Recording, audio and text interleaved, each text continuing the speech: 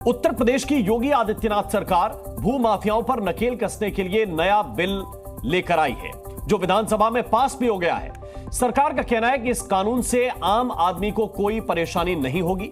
उधर विपक्ष के साथ ही सत्ता पक्ष के कुछ लोग भी सरकार से सवाल कर रहे हैं। हालांकि सरकार का कहना है कि नजूल विधेयक उन लोगों के लिए है जो भूमाफिया हैं, और भूमाफियाओं पर अब नजूल एक्शन की तैयारी है। भूमाफिया जो बार बार फ्री होल्ड का खेल खेल रहे थे, केवल 10% दाम चुकाकर और पूरी की पूरी जमीन पर कब्जा कर रहे थे, उन पर यह विधेयक नकेल कसने के लिए है। लेकिन सरकार के भी कुछ लोग और विपक्ष इन पर सियासत कर रहा है।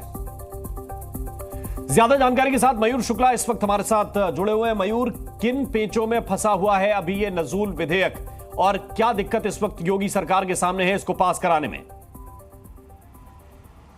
बिल्कुल कि यूपी नजूल संपत्ति विधेयक जब 31 जुलाई को विधानसभा में रखा गया तो पक्ष विपक्ष दोनों के विरोध के बाद काफी हंगामा हुआ।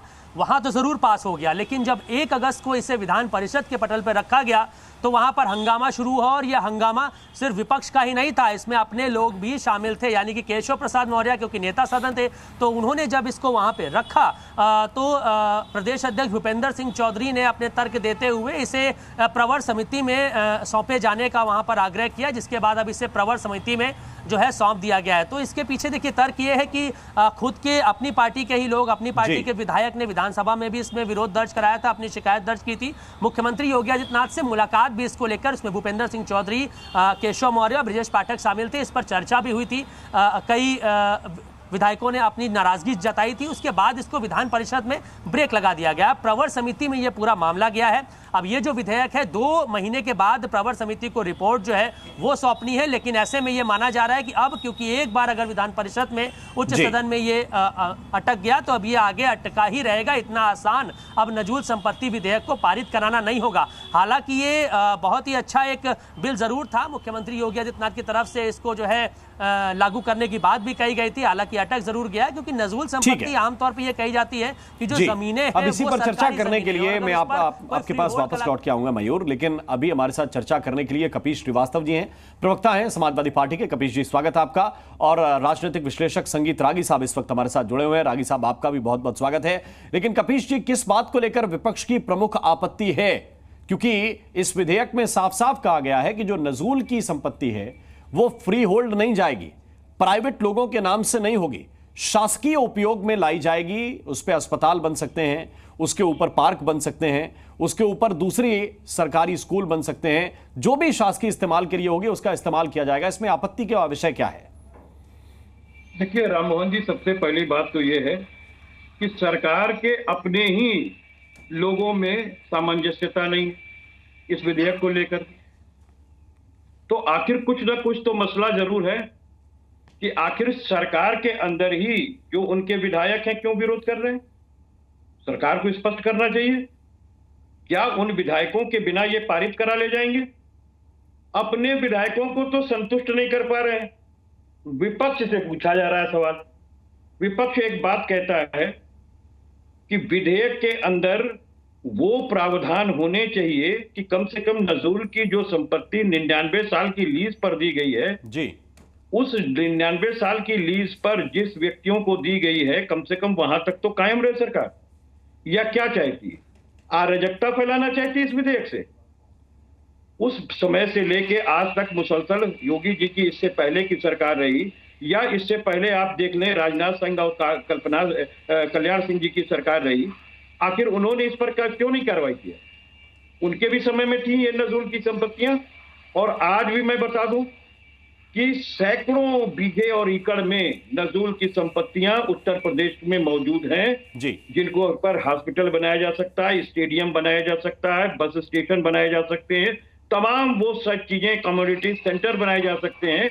लेकिन योगी सरकार जो जमीन है अभी उसके पास नजूल की, नहीं, लेकिन उस पर कोई काम नहीं कर रही। क्या आप विधेयक आखिर किसके लिए लाना चाहती है? मैं पूछ रहा हूं, संगीत रागी के पास जाऊंगा। क्या नजूल की भूमि दिनों दिन घटी नहीं है? क्या उन पर कब्जे बढ़े नहीं हैं?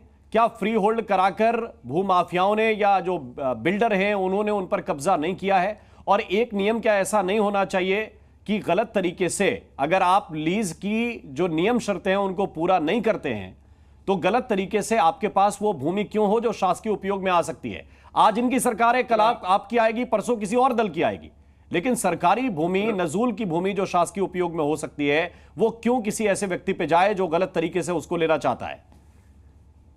राम मोहन भाई, बहुत स्पष्ट सी बात है। नजूल एक्ट ये पहली बार तो आ नहीं रहा है जी, इससे पहले भी है, जिसके तहत ये आवंटन किया जाता, पट्टा दिया जाता। और आपको मालूम है इस पट्टे पे कौन सिग्नेचर करता है? अंतिम सिग्नेचर राज्यपाल के होते हैं जी। और मैं आपको इस बात को कह सकता हूं कि जिनको नजील की भूमि बकायदा पट्टे पे दी गई है, एग्रीमेंट करके दी गई है, और जो है राज्यपाल की तरफ से डिस्ट्रिक्ट मजिस्ट्रेट ने सिग्नेचर किया है, वो विधिक है।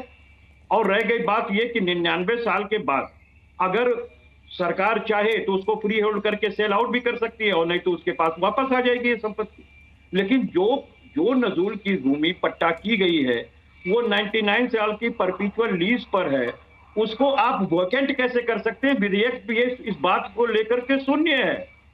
और यही मसला है, जब सरकार हड़बड़ाहट में है वो अपने भी विधायकों को नहीं समझा पाई और उसी के विधायक जो है वो विरोध कर रहे हैं। हम लोग तो बहुत दूर हैं अभी तो उन्हीं के विधायक बहुत, कोई समाजवादी पार्टी के विधायक या कांग्रेस के विधायक या बीजेपी के विधायक की बात नहीं है। बात यह है कि शासन के हित में क्या है, बात क्या है कि जनहित में क्या है और कब्जा करने वालों के हित में क्या है, चाहे वो बीजेपी के विधायक हो या आपके विधायक हो। संगीत रागी, क्या इस बात को लेकर बीजेपी के अंदर जिस तरह की दिक्कतें आई हैं, कुछ विधायकों ने इसका विरोध किया है, क्या इसमें शुद्ध बात यह है कि उनके भी इंटरेस्ट छुपे हुए हैं?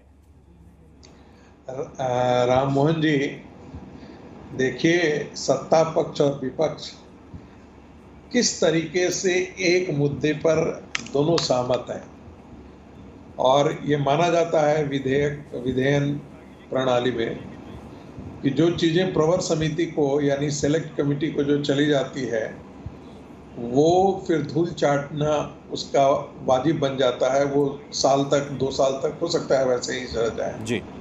महत्वपूर्ण बात है कि आपके दर्शकों को ये जानना पड़ेगा कि ये संपत्ति है क्या। ये मूलतः सरकार की संपत्ति होती है, और सरकार की संपत्ति कई बार ऐसा होता है कि आप 99 साल के लिए आप उसे लीज आउट करते हैं, बाद में सरकार अपने पास आ जाती है, सरकार के पास वो जमीन चली जाती है। कपिश जी ने बहुत ठीक ही बोला कि वो फाइनल तो आपका सरकार का हस्ताक्षर होता है वहाँ पे। महत्वपूर्ण बात यह है कि ऐसी संपत्ति जो लीज पर गई है वो किन किन लोगों को गई है, किन किन काम के लिए गई है। क्या उनके व्यवसायिक काम के लिए उनको जमीन मिला? ये जब भी दी जाती हैं चीजें, वो सार्वजनिक या कोई जिसे हम कह सकते हैं कि समाज के लिए उपयोगी हो, उस काम के लिए दिया जाता है। स्कूल खोलना हो, या हो सकता है आपको जमीन दी गई है जहां पर पौधे लगाने के लिए जमीन मिला हो आपको जी। कुछ और काम के लिए, अन्य काम के लिए जिससे सार्वजनिक हित सत्ता हो, उसके लिए ये लीज आउट किया जाता है।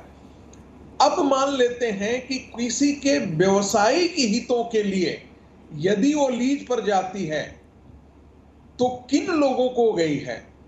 क्या भूमाफियाओं को गई है जी, या ऐसे रसूखदार लोग हैं राजनीतिक तौर पर जिन्होंने हजारों हजार एकड़ जमीन जो है वो लेकर के अपने हाथों में कब्जा कर रखा है जी। वो हजारों एकड़ की संपत्ति के मालिक हैं और उसको वो फर्दर बिल्कुल, और इसीलिए शायद ये विधेयक आया और इस पर कुछ सत्ता पक्ष के लोगों को भी आपत्ति है, विपक्ष को तो है ही। बहुत बहुत शुक्रिया, बहुत बहुत धन्यवाद आप सभी का हमारे साथ इस चर्चा में जुड़ने के लिए। जी न्यूज़।